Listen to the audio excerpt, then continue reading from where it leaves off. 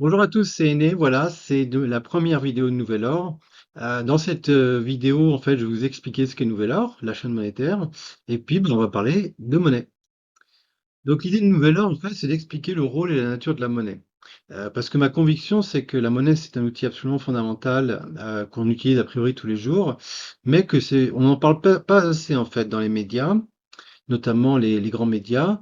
Par contre, il y a beaucoup de choses qui sont écrites dessus, et puis bah, il y a beaucoup de gens qui sont professionnellement occupés dans le secteur de la monnaie, ne serait-ce que sur les marchés de change.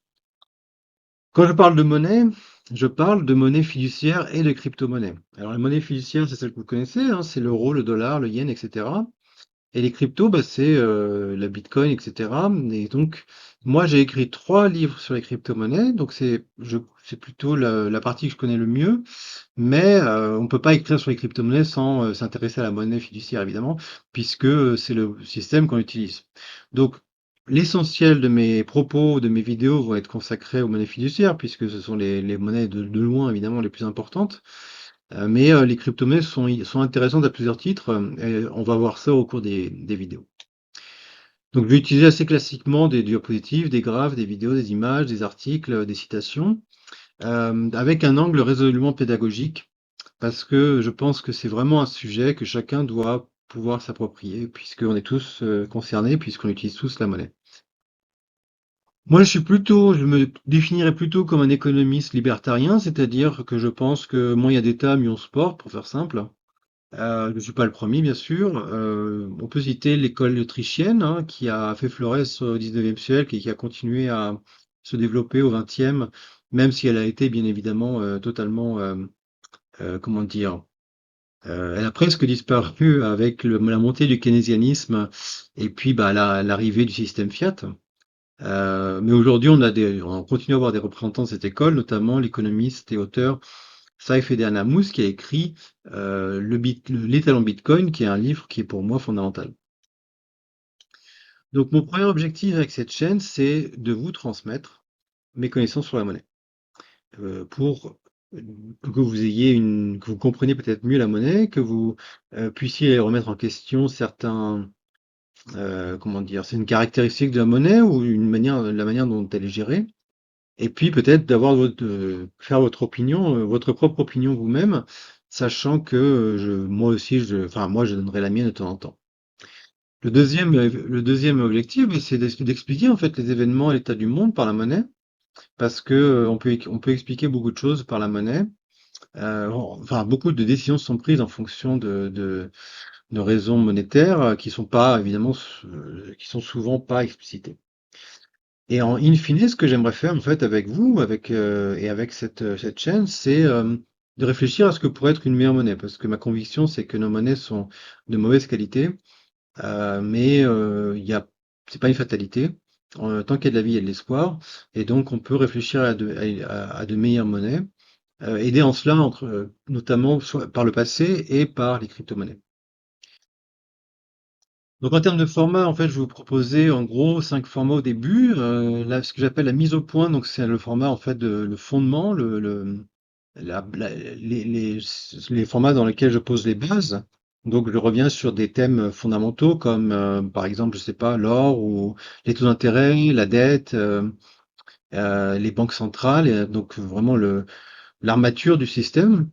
Ensuite, le format actu, c'est un peu l'inverse. Donc je vais essayer de faire une revue monétaire toutes les semaines, où je vais regarder différents marchés, différents secteurs, pour voir un petit peu ce qui se passe sur ces marchés qui sont très actifs, hein, extrêmement actifs. Le format synthèse, en fait, c'est un résumé de livres ou d'articles ou de conférences que je trouve intéressants et que j'aimerais vous présenter. Le format Zoom, c'est un focus sur une monnaie en particulier, qui peut être crypto ou fiduciaire, par exemple, je sais pas moi, le franc suisse. Et donc, quand on se focalise sur une monnaie fiduciaire, il faut regarder un petit peu derrière l'état du pays, enfin quelques données sur le pays, sur son économie, sur son industrie, et puis aussi sur la gestion de sa monnaie, et puis sur sa bourse, sur ses actions. Et donc c'est ça que je vais faire avec ce format Zoom, en commençant évidemment par la nôtre, l'euro. Et le guide pratique, ce sera des vidéos où je vais me filmer en train de faire des choses sur l'écran, par exemple acheter des cryptos ou des choses, ou aller sur la finance décentralisée, pour vous montrer en fait un petit peu pas à pas comment on peut faire tel ou tel processus pour vous aider si vous voulez vous impliquer personnellement dans tel ou tel marché. Ce que j'aimerais faire en fait en fonction de votre intérêt et de vos commentaires, de vos attentes, dans un deuxième temps, ce serait de mettre en place, d'organiser des interviews, des débats, et puis de vous proposer des contenus. Donc, moi, je suis auteur, professeur, et puis conseiller aussi. Donc, je vais vous proposer des formations, des prestations de conseil, euh, si ça vous intéresse, ou si ça intéresse l'établissement ou l'entreprise pour laquelle vous travaillez. Mais ça sera dans le deuxième temps parce que je veux d'abord euh, cerner les intérêts et puis la ligne directrice de ma chaîne. Enfin, la ligne directrice, je l'ai, c'est la monnaie, mais aller savoir en fait dans quel sens aller, quels sont les formats qui vous intéressent le plus, ou les sujets, et aller dans cette direction puisque je suis là pour vous. Donc, quelques mots sur moi. Donc, moi, je suis diplômé d'HEC de l'université de Cergy-Pontoise, qui est la ville où j'ai grandi. Donc, je suis un francilien. J'ai écrit 3 livres sur les monnaies et les registres numériques. Donc, 2 qui sont aussi parus en français, un uniquement en allemand. Euh, en plus d'être auteur, je suis entrepreneur et professeur. Donc, j'ai créé une entreprise, une start-up ici en Allemagne qui s'appelle GreenCent. Et puis, bah, j'ai enseigné dans 8 universités, notamment le SCP, les crypto-monnaies, la blockchain, et j'ai aussi enseigné l'entrepreneuriat. Donc, j'habite en Allemagne depuis 2010, j'ai la nationalité, je parle couramment allemand. Mais je suis souvent en France et je suis beaucoup l'actualité en France qui est parfois désastreuse. Et, euh, et donc cette chaîne, c'est aussi pour moi un moyen d'aller à nouveau vers mon pays. Donc ça, c'est mes deux, en bas, ce sont mes 2 livres parus chez Duno sur la blockchain et les crypto-monnaies. Le plus récent, c'est celui de gauche, celui avec le fond blanc. Et le troisième livre que j'ai écrit sur les NFT, lui, il est paru qu'en Allemagne, donc en allemand. Donc parlons de monnaie maintenant. Alors la monnaie, classiquement, c'est un outil qui est décrit en fonction des 3 fonctions qu'elle remplit. La monnaie, c'est une réserve de valeur. Donc ça veut dire que l'idée, c'est que quand vous détenez un support monétaire, donc aujourd'hui des pièces ou des billets ou des lignes sur votre compte en banque, vous détenez quelque chose qui a de la valeur. Euh, Aujourd'hui, mais aussi plus tard. D'où le terme réserve. Donc et c'est ce qui permet du coup d'investir et d'épargner. Donc ça veut dire que vous faites confiance au fait que le support monétaire a une valeur et qu'il aura aussi cette valeur dans le futur. La deuxième fonction de la monnaie, c'est d'être une unité de compte. C'est-à-dire, la monnaie, ça permet tout simplement de mettre un prix sur des biens, des services, etc.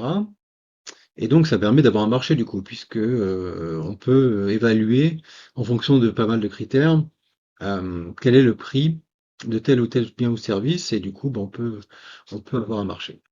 Et la troisième fonction de la monnaie, ben, c'est d'être un intermédiaire des échanges, c'est-à-dire c'est un support qu'on s'échange entre nous, au lieu de recourir au troc, parce que le troc, à l'évidence, c'est un système qui est absolument pas pratique, puisque ça sous-entend que il y a pas de médium universel, c'est-à-dire si j'ai besoin que quelqu'un répare ma toiture et que j'ai un verger, je peux lui payer en pommes et en poires.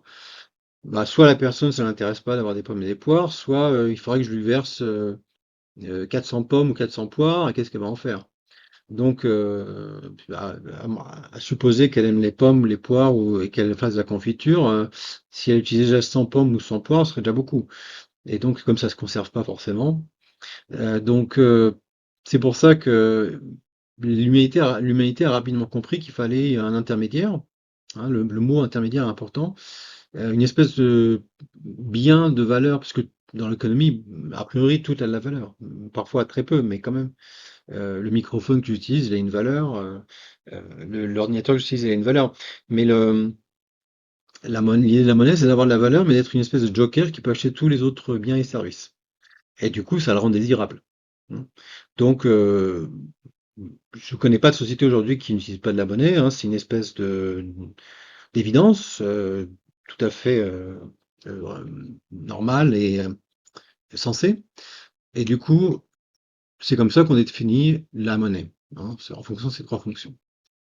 Alors la monnaie, elle a aussi ce qu'on appelle les caractéristiques, c'est-à-dire des propriétés qui la rendent plus ou moins de qualité, sachant que ça, c'est quelque chose qui s'est beaucoup harmonisé au fil des siècles, hein, parce que la monnaie, comme tout, elle évolue avec la société humaine et puis la technologie surtout. Donc la monnaie, il faut que ce soit quelque chose de standardisé. Donc ça tombe sous le sens aujourd'hui puisque bon toutes les pièces, enfin les euros, c'est une pièce à 1 euro et une autre pièce à 1 euro, c'est pareil. Mais imaginez-vous dans le passé, quand l'être humain, il fabriquait pas des pièces ou des billets, et il devait trouver dans la nature des choses qui se ressemblent, et qui aient d'autres caractéristiques qu'on verra plus tard. Donc, c'est important que ce soit standardisé parce que, sinon il y aurait une espèce de hiérarchie entre les unités monétaires, et donc ce serait un peu le bazar parce que ce serait même subjectif. Imaginez que, je sais pas, la monnaie c'est des coquillages, et c'est difficile d'avoir des coquillages strictement identiques. Et surtout quand on les trouve dans la nature. Et du coup, on peut avoir des gens qui disent non, mais ce coquillage, il est plus grand que celui-là, donc il vaut plus. Donc ça finit par poser des problèmes. Donc, si on arrive à standardiser le support monétaire, on arrive à la propriété qui s'appelle la fongibilité, c'est-à-dire qu'une unité monétaire est strictement égale à une autre. Donc un euro est strictement égal à un autre, un dollar à un autre, que ce soit sous forme papier, enfin sous forme physique ou sous forme électronique, un bitcoin à un autre, une once d'or à une autre. Il n'est pas évident que ce soit des objets difficiles à reproduire parce que sans quoi la monnaie perdrait en valeur constamment. Donc, y compris aujourd'hui, c'est le cas. Enfin, je veux dire, vous pouvez fabriquer des pièces de 1 euro si ça vous amuse, mais déjà, vous risquez gros. Euh, Ça vaut pas le coup parce que bon, il faudrait quand même en fabriquer beaucoup pour devenir riche, mais les billets, à la limite, vous pouvez essayer de fabriquer des billets, mais il y a beaucoup de mécanismes de sécurité dans les billets. Mais dans le passé, il fallait trouver quelque chose qui soit pas facile à reproduire parce que, imaginez, je sais pas moi, on ait dit que les feuilles de certains arbres, je sais pas moi, les feuilles de platane soient de la monnaie, bah, la valeur de la monnaie se serait dépréciée constamment parce que bon, c'est quand même facile à trouver des feuilles de platane. Et puis ça aurait été pas génial pour la nature puisque les gens auraient dépecé les pauvres platanes et qu'il y aurait plus de feuilles qui seraient morts. Donc il faut trouver quelque chose qui soit difficile à reproduire.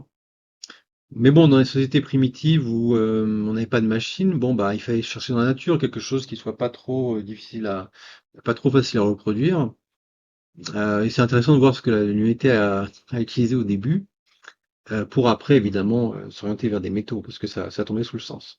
Mais une fois qu'on a un support monétaire qui est facile à reproduire, difficile à reproduire, on arrive à une forme de sécurité, puisqu'on sait que le bien qu'on obtient, il est difficile à reproduire, donc difficile à obtenir de manière générale. Il faut aussi que ce soit des objets qui soient acceptés par une communauté de personnes, parce que ce qui permet d'avoir un marché. Donc soit ce support monétaire est accepté de fait, donc tout d'un coup une communauté accepte qu'ils vont utiliser tous les mêmes, je sais pas moi, les mêmes coquillages, pour reprendre l'exemple du coquillage. Et du coup, on a du coup un support monétaire puisque tout le monde accepte l'idée que les coquillages ont une certaine valeur et permet d'acheter des biens et des services. Et puis ensuite, aujourd'hui, tous les États fonctionnent de la même manière, c'est-à-dire qu'ils déterminent une monnaie qui a la cour légale sur leur territoire, avec laquelle on peut payer notamment ses impôts ou ses taxes ou ses amendes. Et du coup, la monnaie, enfin, on n'a pas le choix en fait. Si vous voulez, en France, je sais pas, faire du business en dollars américains ou canadiens ou australiens, vous aurez assez vite des problèmes parce que c'est pas la monnaie officielle en France. Et donc, vous n'avez pas vraiment de raison de le faire.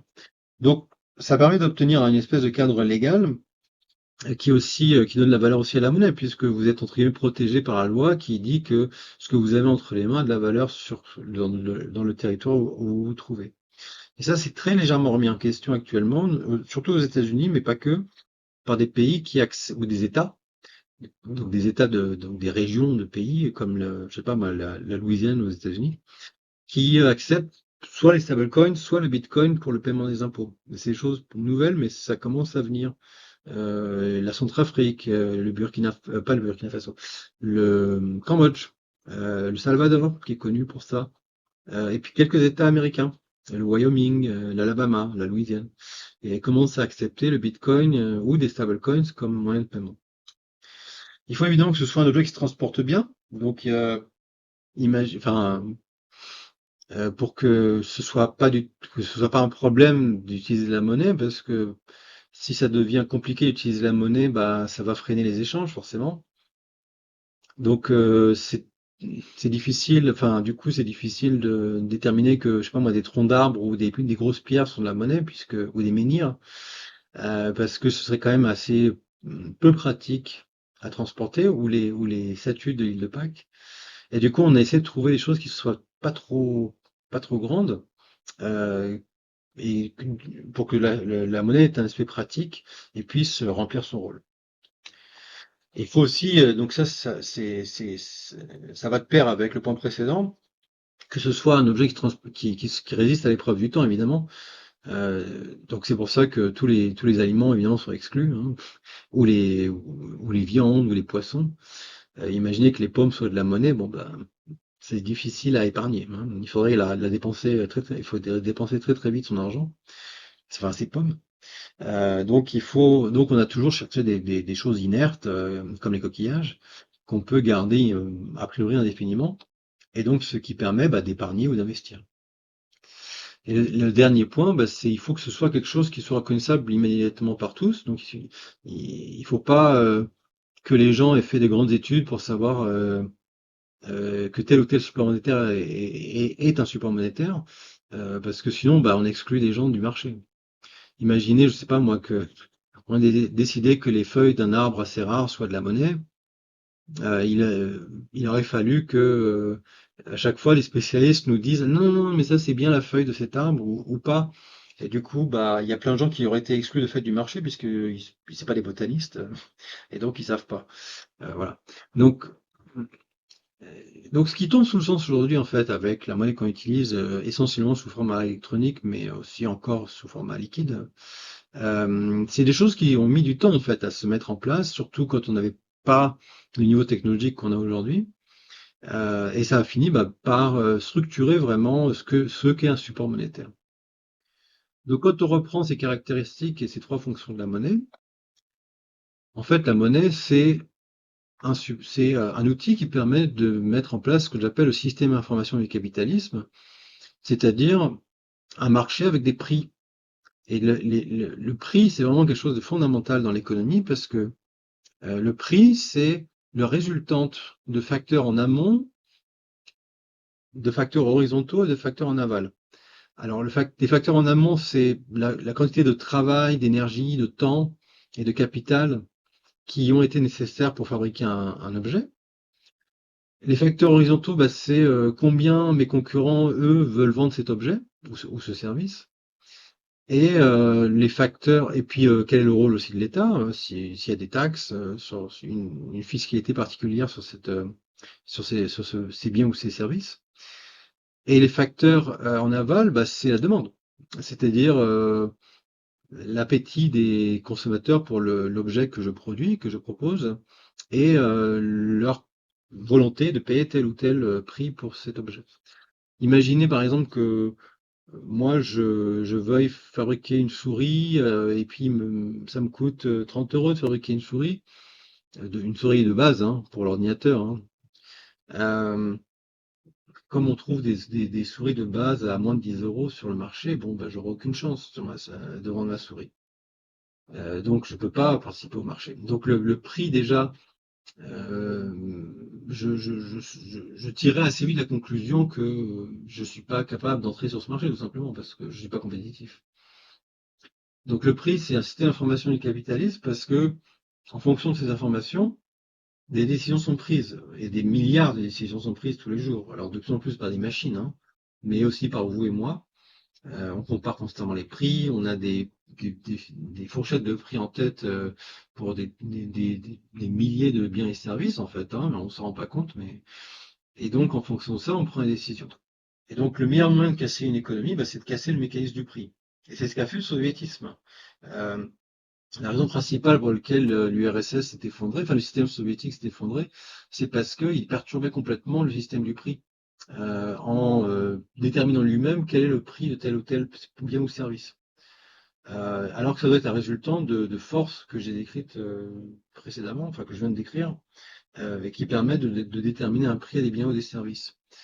Si c'est une entité centrale, elle n'a pas assez d'informations en fait pour savoir quel est le prix, surtout quand c'est des bureaucrates qui sont pas dans les mines de cuivre à fabriquer du cuivre ou dans des usines automobiles à fabriquer des voitures.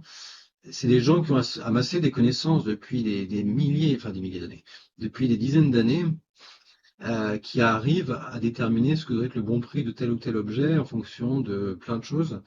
Mais quand c'est des bureaucrates qui le déterminent, bah soit ils mettent des prix trop élevés et du coup bah, personne ne veut personne n'en veut. Parce que les gens, du coup, je sais pas moi, si le cuivre est trop cher, bah les industries vont essayer d'utiliser du fer ou autre chose. Enfin, le cuivre, c'est pas un bon exemple parce que des fois on n'a pas trop le choix, mais si tel ou tel type de voiture est trop cher, ils vont en prendre une autre ou ils vont carrément se passer de voiture. Et si une bureaucratie détermine des prix trop bas pour un objet par comment dire une espèce de mesure sociale, les producteurs vont pas s'emmerder, ils vont pas arrêter, ils vont pas le produire puisque ils perdraient de l'argent à le faire. Et donc il n'y aura pas assez d'offres de ce produit. Donc en fait, avoir un système d'information du capitalisme sain, ça permet d'équilibrer l'offre et la demande qui se rencontrent au niveau d'un prix. C'est comme ça que fonctionne l'économie. Notre économie à nous fonctionne comme ça dans à peu près tous les domaines, si ce n'est qu'elle est très perturbée par la montagne de taxes que payent les commerçants. Euh, mais en fait, il y a une grande exception à ce libéralisme économique, c'est le prix de l'outil essentiel de la société. Lui, par contre, il est déterminé par une entité centrale. Et cet outil essentiel, c'est la monnaie. Le prix de la monnaie est déterminé par une entité centrale, c'est-à-dire la banque centrale. Et on va le voir. Et ça, c'est la grosse exception. Là, on n'est plus dans le libéralisme. On a des gens qui viennent nous dire quel doit être le prix de la monnaie régulièrement. Et ça a des conséquences, mais on verra ça plus tard. Donc, si je fais une courte histoire de la monnaie, en fait, la monnaie, ce qu'il faut comprendre, c'est que elle est apparue il y a 5 ou 6 000 ans dans la Chine antique et puis dans l'Égypte antique, euh, concomitamment avec, d'une part, l'évolution de la taille des sociétés, à un tel point que on ne pouvait plus en fait se contenter de reposer le système, enfin l'économie sur les relations interpersonnelles de gens qui se connaissent, qui savent, bon, ok, bah, lui, il me doit 50 sesterces et elle me doit 120 sesterces. Il y a un moment, en fait, où les sociétés sont devenues tellement grandes qu'elles sont, enfin, grandes, c'est quelques centaines de personnes, ça suffit, hein, euh, pour que on ait besoin d'un système, en fait, impersonnel, rationnel et organisé, en fait, hein, pour pouvoir gérer, bah, l'offre, enfin la consommation, la production de biens et de services de tous les jours. Et donc la monnaie est apparue en fait concomitamment aussi à l'écriture.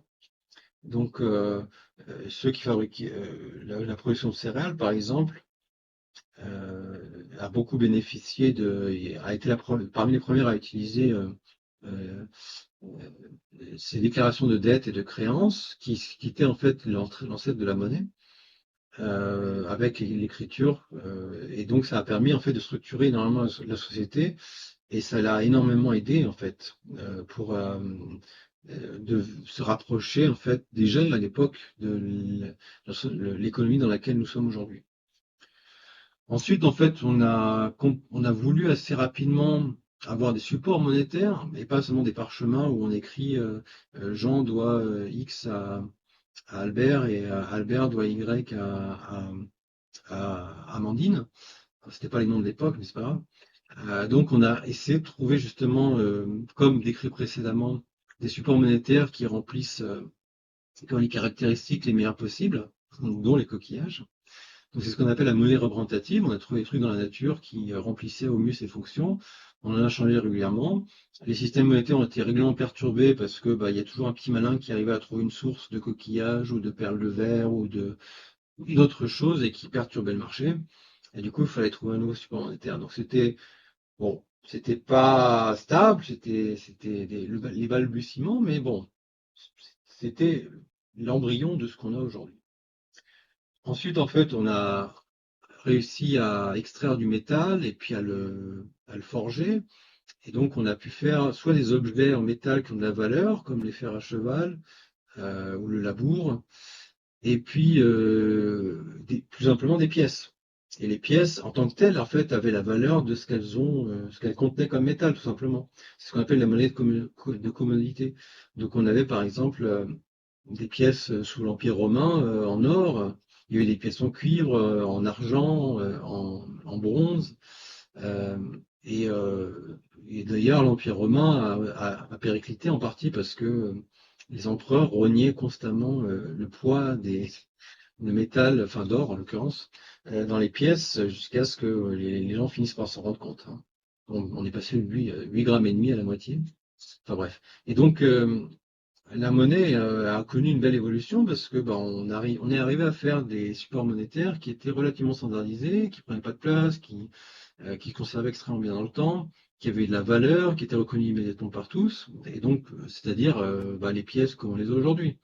C'était un peu plus artisanal bien sûr, mais c'était suffisamment les pièces étaient suffisamment identiques entre elles pour que ça constitue un bien fongible et donc un support monétaire d'une qualité qui était déjà correcte pour l'époque. Ensuite est arrivé donc les banques, sont arrivées les banques avec la Renaissance italienne, donc Florence, surtout Venise. Les banques se sont mises à accepter les dépôts de monnaie et enfin pas de monnaie mais d'objets de valeur, notamment l'or.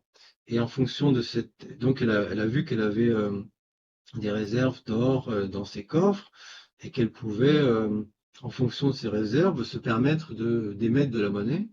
Et cette monnaie, c'est une espèce de créance de dette pour récupérer l'or qu'il y avait dans ses coffres. Donc au départ, elles étaient sages, elles faisaient du 1 pour 1, donc j'ai 1000 tonnes d'or, enfin c'est beaucoup 1000 tonnes d'or, mais peu importe, c'est pour l'exemple. Euh, J'émets l'équivalent de 1000 tonnes d'or de billets. Et puis quand les banques ont compris assez vite que il y avait peu de chances que tout le monde, tout d'un coup, tout le monde en même temps réclame euh, la quantité d'or à laquelle il avait droit en fonction des billets, les banques se sont mises à émettre 2, 3, 4, 5 fois, 20 fois plus de billets que de réserves qu'elles avaient. Donc c'est ce qu'on appelle le système de la réserve fractionnaire. Mais en tout cas, la monnaie avait une signification parce qu'elle était vraiment liée, et ça jusqu'au XXe siècle, hein, à des réserves d'objets de valeur dans les coffres des banques. Donc il y avait quand même une espèce de relation, de logique dans l'émission de la monnaie. Jusqu'à ce qu'arrive ce beau jour de 1971 où on s'est dit, bon écoutez, vous êtes gentil, mais on va émettre de la monnaie comme on veut, hein. C'est la fête, c'est open bar. Et du coup, on est arrivé au système de monnaie fiat qu'on connaît aujourd'hui, où en fait euh, l'émission monétaire est décorrélée de réserves dans les coffres des banques. Et du coup, voilà, les États émettent un peu enfin les banques centrales émettent ce qui leur chante comme monnaie, sachant qu'aujourd'hui on est dans un système de monnaie fiat électronique, hein, c'est-à-dire que 99% de la monnaie, en fait, enfin 100% de la monnaie a été mise de manière électronique. Et 99% de la monnaie qu'on utilise, en fait, c'est la monnaie électronique. Parce que il faut bien voir que les marchés monétaires sont autrement plus importants que ce qu'on échange nous au quotidien euh, quand on achète des choses dans les commerces ou quand on achète sur Internet. Hein, on verra plus tard la taille des marchés monétaires, c'est difficile même à concevoir, hein. Mais en tout cas, tout ça pour dire que voilà, on est dans ce système aujourd'hui. Donc, juste pour vous montrer une dernière petite slide avant de conclure, Voilà, les supports monétaires qu'on a pu utiliser, donc les coquillages, et on avait même eu sur des îles dans le Pacifique des grosses pierres qu'on bougeait d'une maison à l'autre quand une personne achetait des biens à une autre.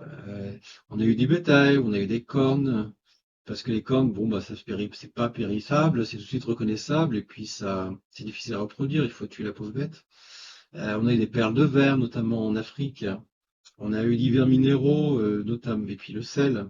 Le sel, c'est pas bête parce que ça avait beaucoup de valeur il y a longtemps, ça périme jamais le sel, hein, et c'est extrêmement fongible. C'est comme, enfin, je veux dire, 100 grammes de sel, c'est égal à 100 autres grammes de sel. Donc ça a été utilisé un moment aussi comme support monétaire, jusqu'à ce qu'évidemment on se mette aux métaux, le cuivre, l'argent, évidemment l'or. Et puis est arrivé 1971, donc comme expliqué précédemment, le système euh, des, des monnaies fiduciaires qu'on utilise aujourd'hui, qu'on appelle aussi fiat. Et la prochaine évolution, eh bien, est-ce que ce sera le Bitcoin? Est-ce que ce sera les stablecoins? Est-ce que ce sera les monnaies numériques de banque centrale?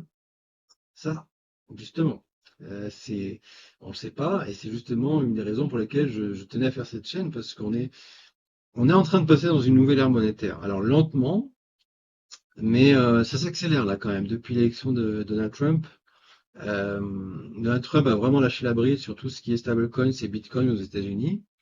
Et l'Europe fait à peu près l'inverse. C'est-à-dire que l'Europe est en train de serrer les taux sur ses outils monétaires et est en train de développer sa propre monnaie. Et apparemment, il veut le lancer dans pas longtemps. Donc, on va parler de l'euro numérique, hein. Il y a d'autres pays qui s'intéressent aussi aux monnaies numériques de banque centrale. Il y en a même qui l'ont lancé, notamment le plus important, bien sûr, c'est la Chine. Donc ça aussi, c'est des choses qu'on pourra voir parce que c'est vraiment une nouvelle étape de la monnaie et ça fait peur à certains, à raison.